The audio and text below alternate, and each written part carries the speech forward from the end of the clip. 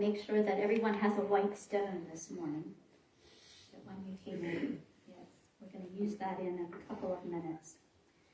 I wish to share with you the words of Howard Thurman, prolific author and all-around good person in all his writings. And he writes, "The work of Christmas, when the song of the angels is stilled, when the star in the sky is gone, when the kings and the princes are home, when the shepherds are back with their flocks, then the work of Christmas begins. To find the lost, to heal the broken, to feed the hungry, to release the prisoner, to rebuild the nations, to bring peace among people, to make music in the heart. Your ordinary acts of love and hope point to the extraordinary promise that every being is inestimably valuable." Carry those words with you as we begin this new year, a time when it truly is the work of Christmas to carry all of this into the new year. The presents have all been opened, the thank yous have been shared, the exchanges and returns have been made, right? Now what? For many, this new year is a time of intention setting, as we did last night, and as you'll continue to do. It's a time of making New Year's resolutions, of starting anew, of changing course. So far, I am happy to say that I am right on track in keeping my New Year's resolutions. How about you? If you make resolutions, yes. But the day is young, and I'll be with my family a little later, and I can promise you that some of those resolutions will be broken. But these New Year's resolutions are our commitment to, or a project, a goal to reaffirm the life that we are, the goodness that we speak into each and every Sunday, that we are inherently good. Our New Year's resolutions are a way of taking us closer to the journey of knowing our God, that divine within us. And perhaps New Year's resolutions are really big and profound ways to start anew, a time of wiping that slate of our life clean, starting again. So during the time of the Romans, when a person was released from prison, they were given a white stone and a clean slate. This white stone was a symbol that they were getting a fresh start, a new beginning. When someone carried a white stone with them, their old story was left behind, and they got to create a new story for their life. So whatever they had done to put them into prison, it was wiped clean. They were able to make a new, fresh start, a new story to tell the world. So is there a story within you that you've been telling the world over and over and over again? Is there a story that's become so embedded in your life that you believe it? This is a true story for me. Now, you may laugh. Feel free to laugh. That's okay. In my home, my mom was 5 foot on a good day. My sister was 5 foot when she stood tall. When I married my mother-in-law, if she reached on her tiptoes, she could find 5 feet. I'm a whopping 5'3". So in my life, I heard, "Oh my gosh, you're so tall." When I became a teenager, I put heels on, and my mom would say, "Karen, why would you want to be so tall?" Because in my house, I towered over them. My grandma would live with us from time to time, and so I heard it repeatedly. Well, you're so tall. Why do you want to be even taller? So I believed that I was tall. Yeah. And then I had children, and we had a family photo taken. Not only was I not the tallest person in the photo, when I got the proofs back, I was shocked. I was the least tall person in the photo. And I had believed for so long that I was tall, I was shocked by what I had seen. It took the family photo for me to see, no, I really wasn't tall. Tall never was a word that could accurately describe me. So these are the stories that we hear, the stories that we tell ourselves. Now that one is humorous, but we may have heard things from friends or family or teachers or institutions about ourselves that we came to believe that really held us back in life. Things that maybe we weren't enough or maybe too much. Things that are not our truth, that are not our goodness, that are not our divinity. We may have heard them and come to believe them. And now we get to change them. And as we change and transform, we get a new name for our story. And there's numerous biblical examples of name changes. In Genesis, we hear Abram was renamed Abraham, which means father of the multitude. And his lovely wife, Sarai, became known as Sarah, the mother of nations. And you know that Abraham and Sarah birthed many and formed many nations. Another familiar name change is told in John verse 1. Simon, which means hearing or obeying, became Peter, the rock. Peter is the disciple who represents our ability, our strength of faith. Peter is that rock that our church, our consciousness is built upon. Faith is the foundation of the church. More commonly, he was known as Simon Peter. So if we look at that translation, it means hearing and obeying foundation. What a strong message that name is. When we obey that inner voice, that voice that we've asked to speak to us, and when we hear it and listen and follow, life becomes our foundation of faith. Unity churches all across the world are celebrating today this white stone ceremony. It's a brief ceremony, yet it's very purposeful when we allow our higher self to reveal the name that will guide our ways and our days in the new year. It's a way of having a word, maybe use it as a mantra throughout the year. Now, the first time I experienced the white stone, I was very skeptical. And I thought, well, how is that going to work? And no sooner did I close my eyes than the word came. Now, if you've not participated in a white stone before, you may be startled by the name. You may wonder, what does this name mean for me? But what you will find, as I did and as many have done, is that name becomes significant. That word becomes deep and rich as we live into that word, into that name. In Revelations 2:17, it's written, "Let anyone who has ears listen to what Spirit is saying to the churches. To everyone who conquers, who overcomes, I will give some of the hidden manna, and I will give a white stone, and on that white stone is written a new name that no one knows except for one who receives it."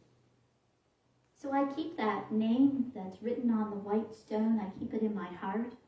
I keep it for me privately. keep it to use in communion with my God as my guidance for the year. And names are very important. They're symbolic. And to receive a new name means that you're willing to be the conqueror of those stories that we have been told about ourselves, those stories that we have told ourselves over and over again, the fears, the limitations, the resentments, the thoughts of lack. Anything that held us back from living and experience fully the truth of who we are, our divine nature. So when we're ready to start fresh, when we're ready to wipe our slate clean, when we're ready to begin anew, we can ask these questions. What personal prison have I claimed for myself? What prison have I put myself in? What belief have I captured and held on to so long that it's keeping me captive? What thought? What habit? What behavior? What limitations have I claimed as true? We may have. Our personal prison comes from our personal stories, and they may have never been true for us, or they may no longer be true for us. We may tell a story about mistreatment as a child, therefore we don't deserve love. Not true. We may have been told things that we believe that we perhaps weren't very smart, but we know all that we need to know. That's our truth. We know everything that we need to know to navigate this world. We need to remember all that we have forgotten about ourselves. And perhaps you think I came from a divorced family and therefore I don't deserve this or that. I didn't have a mother or father who loved me or nurtured me. I didn't get the love I deserved. I didn't get the chance to go to the college that I wanted, and I'll never have the job of my dreams. These are all things that are not true for us. Remembering to be willing to overcome our obstacles, anything that stands between us and our dreams.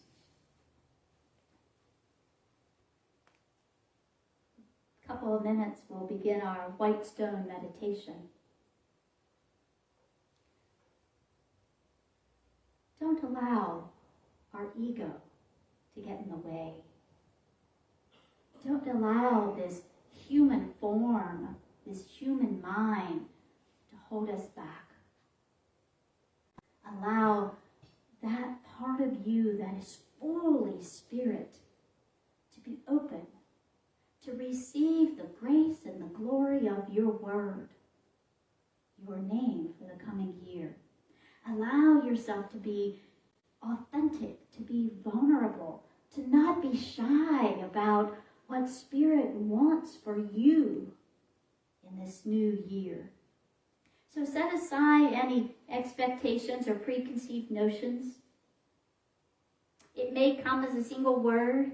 It may come as a short phrase. Set aside the expectation that you will receive the name immediately. It may come in the time of meditation. It may come as you're driving home, as you're sitting and relaxing in this day. Your name, your word will come. Don't always expect to know what the word or the name means immediately. That is about to be revealed as you live it, as you live the year. And if you feel disappointed when you hear that word, let that go and sit with the beauty of the word. Truly allow yourself to be vulnerable, to receive this new name, to take it on as your mantle for the year. So bright blessings as you move forward into the year. So let's begin our white stone meditation. I'll ask you to relax one more time and to, if it feels safe and comfortable, to gently close your outer eyes.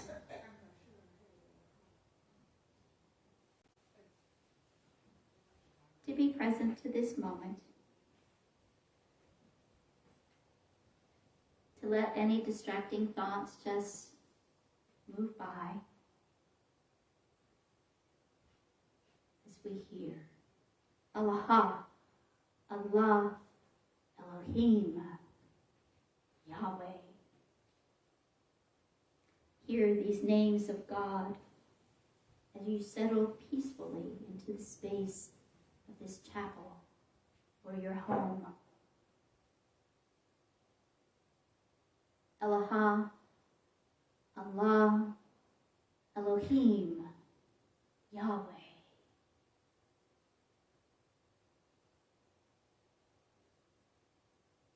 Allah, Allah, Elohim, Yahweh.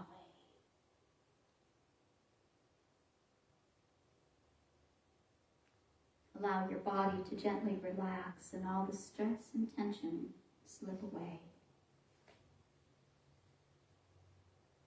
Allow your physical form to be filled with the light of spirit.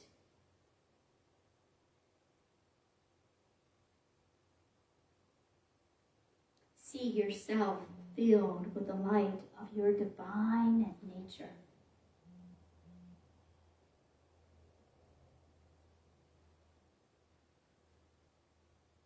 Affirm for yourself that you are made in the image of the divine.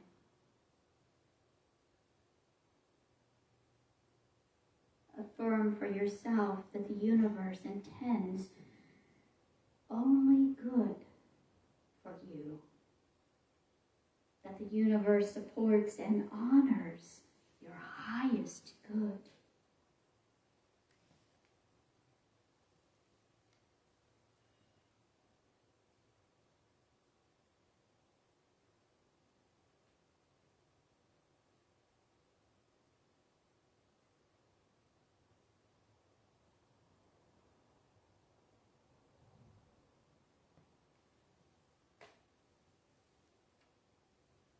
In a soft whisper, gently affirm for yourself, I am free, I am unlimited. I am free, I am unlimited. I am open to the possibilities the universe has for me. I am open to the possibilities that the universe has for me. I see myself facing challenges with enthusiasm and faith. I see myself facing challenges with enthusiasm and faith.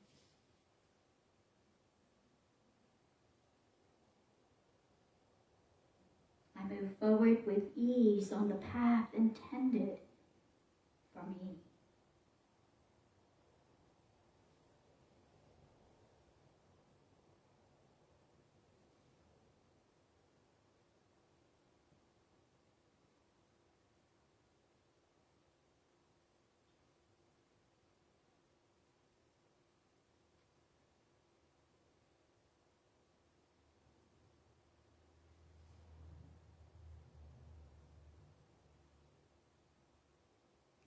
Allow yourself to release any fear, any limitations that have previously held you captive. Release any negative beliefs or stories about how life should be, or what you are capable of. Imagine yourself loosening the binds of thoughts, the binds of belief or judgments that hold you prisoner. Cut them loose and let them go. Allow these thoughts to drop away. They are no longer needed. They are no longer desired. They are not your truth.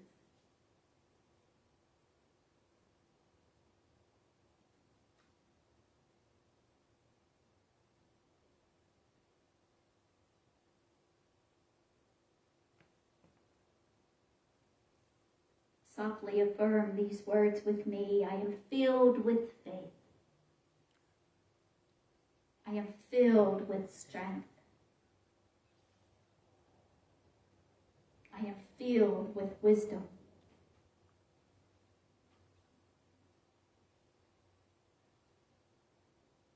I stand strong. I stand firm. I am courageous in divine truth.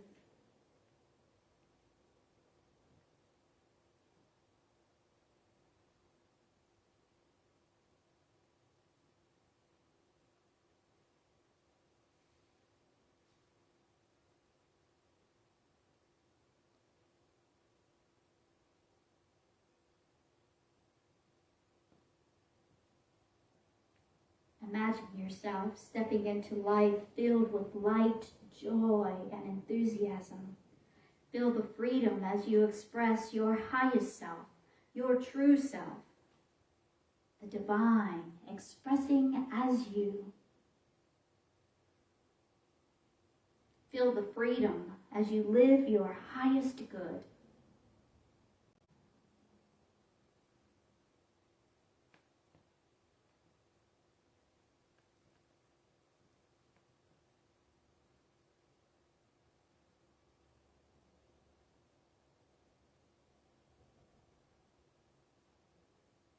Now hold your white stone in your hand. Allow its texture, its edges, to be known to you.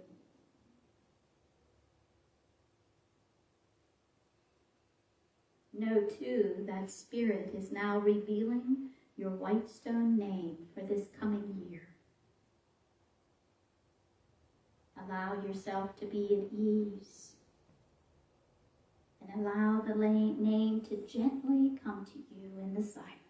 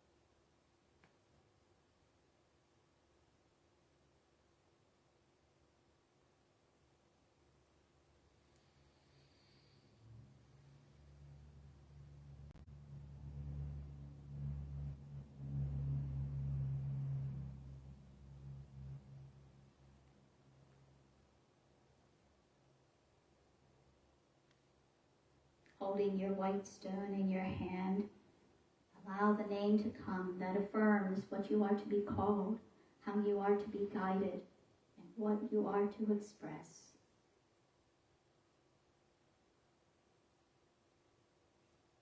And when you are ready, open your eyes and write that name on your white stone.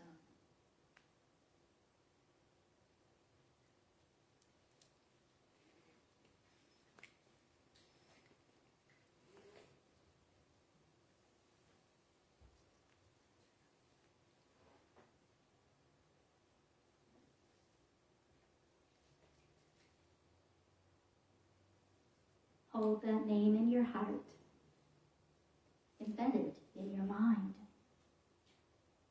Allow it to carry you on the journey of a lifetime. Put it in a place where you can be reminded of it often.